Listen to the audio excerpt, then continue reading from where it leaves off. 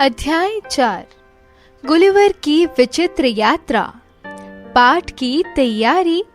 अगर आप एलियंस की अनजानी दुनिया में पहुंच जाएं तो वहां आपको किन समस्याओं का सामना करना पड़ेगा, कुछ वाक्य लिखकर कक्षा में बताइए। एलियंस की अनजानी दुनिया। शायद वहां पीने के लिए पानी ना मिले, शायद, हो सकता है, शायद एलियंस मुझे क्या है पिटारे में। गुलिवर पानी के जहाज पर काम करता था। एक बार उसका जहाज समुद्री तूफान में फंस गया। जहाज डूब गया और गुलिवर बड़ी कठिनाई से तैरकर समुद्र के किनारे आया। वहां उसे नींद आ गई। आंख खुली तो उसने देखा कि छोटे छोटे आदमी उसके शरीर पर घूम रहे हैं। आगे क्या हुआ, जानने के लिए यह कहानी पढ़िए। गुलिवर पानी के जहाज पर नौकरी करता था। एक बार वह दक्षिणी सागर से पूर्वी द्वीप समूह की ओर जा रहा था। अचानक उसका जहाज एक समुद्री तूफान में फंस गया। देखते ही देखते जहाज समुद्र में डूब गया। गुलिवर जैसे तैसे तैरकर समुद्र के किनारे आ पाया। वह बहुत थक गया था, इसीलिए किनारे पर ही लेट गया। लेटते ही उसे नींद आ गई। जब गुलिवर जागा तो उसने देखा कि उसका पूरा शरीर पतले धागों से बंधा हुआ है। उसे महसूस हुआ कि कोई उसके पैरों पर रेंगते हुए उसकी छाती पर आकर खड़ा हो गया है। उसने गौर से देखा तो पाया कि वह एक बालिश्त लंबा आदमी है। थोड़ी ही देर में ऐसे सैकड़ों आदमी उसके शरीर पर चढ़ आए। यह देखकर उसे बड़ा आश्चर्य हुआ। गुलिवर ने जोर से चिल्लाकर कहा, कौन हो तुम? उसके चिल्लाने से वे सभी आदमी गिरते पड़ते और चीखते चिल्लाते भागे। अब गुलिवर ने सोचा कि मुझे उठना चाहिए। जब उसने उठने की कोशिश की तो कुछ धागे टूट गए। यह देखकर वे लोग गुलिवर के ऊपर तीर चलाने लगे। उनके तीर सुई के समान पतले पतले थे। अपने ऊपर तीरों की बौछार होती देख गुलिवर ने सोचा कि मुझे ऐसे ही चुपचाप लेटे रहना चाहिए। कुछ ही क्षणों में उन विचित्र प्राणियों ने तीर चलाना बंद कर दिया। उनमें से एक ऊंचे स्थान पर खड़ा होकर जोर जोर से चिल्लाकर कुछ कहने लगा। गुलिवर ने उसे हाथ हिलाकर समझाया कि वह उनकी भाषा नहीं समझता। गुलिवर को तेज भूख लग रही थी। उसने अपना हाथ मुंह की ओर करके भूखे होने का इशारा किया। ऊंचे स्थान पर खड़ा आदमी उसका इशारा समझ गया।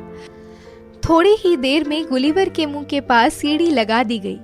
सैकड़ों छोटे छोटे आदमी टोकरियों में खाने की चीजें लाकर उसके मुंह में उड़ेलने लगे। गुलिवर ने इशारे से पीने के लिए पानी मांगा तो उन्होंने पानी से भरे हुए अनेक कनस्तर उसके मुंह में उड़ेल दिए। खाने के बाद गुलिवर को नींद आने लगी और कुछ ही क्षणों में वह गहरी नींद में सो गया। खड़ खड़ खड़ खड़ खड़ की आवाज से जब गुलिवर की आंख खुली तो उसे बहुत आश्चर्य हुआ। वे लोग उसे एक गाड़ी में रखकर कहीं ले जा रहे थे। गुलिवर के दोनों ओर हथियार लिए छोटे छोटे लोग चल रहे थे। गुलिवर समझ गया कि उसे बंदी बना लिया गया है। जैसे ही गाड़ी लिलीपुट शहर में पहुंची तो वहां के निवासी गुलिवर को देखने के लिए छतों पर जमा हो गए। उन्हें गुलिवर के भीमकाय शरीर को देखकर बहुत आश्चर्य हो रहा था। लिलीपुट के बादशाह ने गुलिवर को एक पुराने मंदिर में बंदी बना लिया। शहर में यही एक ऐसा स्थान था जिसमें गुलिवर झुककर प्रवेश कर सकता था। अन्य मकान तो खिलौने जैसे दिखाई देते थे।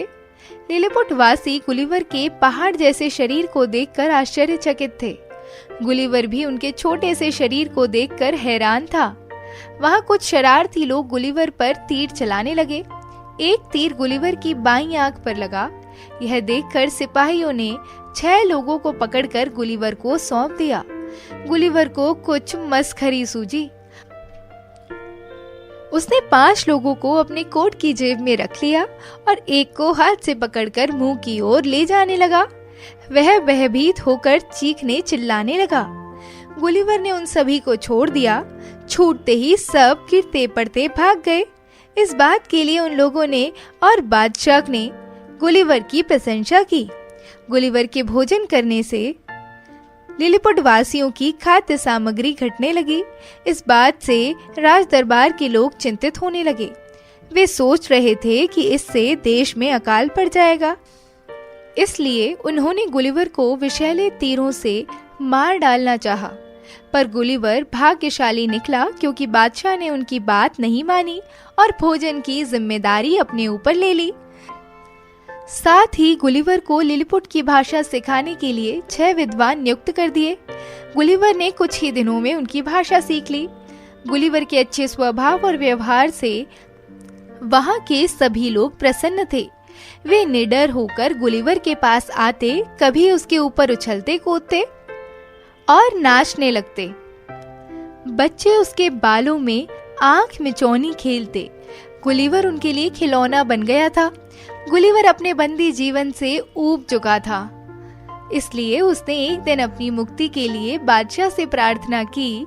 बादशाह ने उसे मुक्त करना स्वीकार कर लिया, लेकिन 2 शर्तें लगा दी। पहली यह कि वह बादशाह की आज्ञा के बिना कहीं भी नहीं आ जा सकेगा, और दूसरी यह कि युद्ध के समय वह लिलीपुट वासियों की मदद करेगा। कुछ दिनों बाद पड़ोसी देश ब्लेफुस्कू के बादशाह ने एक शक्तिशाली जहाजी बेड़ा तैयार कर लिया। वह लिलीपुट पर चढ़ाई करना चाहता था। गुलिवर ने लिलीपुट वासियों की सहायता करने का विचार बनाया। उसने रस्सियां और कांटे लिए और ब्लेफुस्कू की खाड़ी की ओर चल दिया।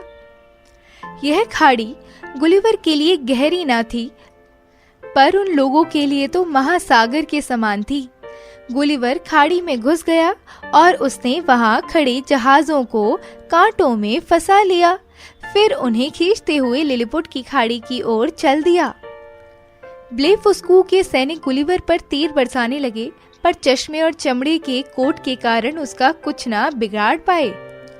जब गुलिवर ब्लेफुस्कू के जहाजों को लेकर लिलीपुट की खाड़ी में पहुंचा तो वहां के बादशाह और निवासियों ने उसका उछल उछल कर स्वागत किया। बादशाह ने प्रसन्न होकर गुलिवर को देश की सबसे बड़ी उपाधि से सम्मानित किया। एक दिन गुलिवर लिलीपुट की खाड़ी के किनारे घूमते घूमते दूर जा पहुंचा। वहां उसे पानी में एक बड़ा तख्ता तैरता दिखाई दिया। यह एक उल्टी नाव थी। गुलिवर उसे देखकर खुशी से नाचने लगा। उसने नाव खाड़ी के किनारे बांध दी। अब गुलिवर को अपने देश की याद सताने लगी थी, इसीलिए उसने बादशाह से अपने देश जाने की अनुमति मांगी। राजा ने अनुमति दे दी और नाव में भरपूर खाद्य सामग्री लदवा दी। खाड़ी के किनारे सभी लिलीपुट वासी एकत्रित हो गए। उन्होंने बड़े ही प्रेम से गुलिवर को विदा किया। गुलिवर अपने देश की ओर चल दिया। रास्ते में उसे एक जहाज दिखाई दिया। उसके संकेत करने पर जहाज के लोगों ने उसे ऊपर ले लिया। सौभाग्य से यह जहाज उसके अपने ही देश का था।